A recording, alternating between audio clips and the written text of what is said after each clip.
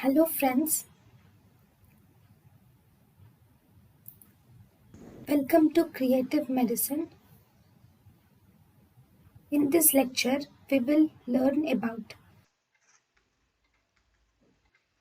If the patient has hirsutism along with polycystic ovarian disease, then the drug of choice is oral contraceptive pills are given for 3 to 6 months. If the patient has hirsutism along with polycystic ovarian disease, we can give oral contraceptive pills. Along with that, we can also give other drugs like progesterone causes negative feedback on luteinizing hormone, thus decreased androgens are seen. Estrogen increases the sex hormone binding globulin.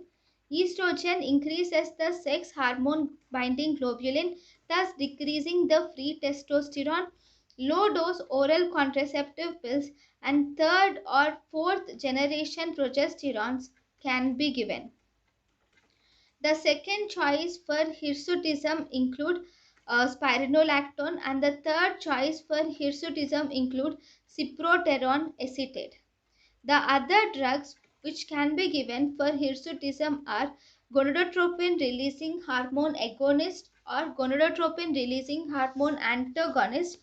Here, gonadotropin releasing hormone agonist is given in continuous manner.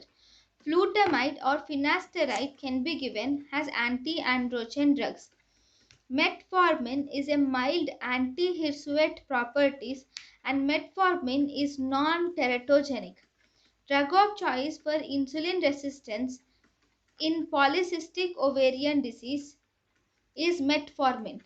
Eflornithine can also be given, which is a topical drug, can also be given for polycystic ovarian disease with hirsutism.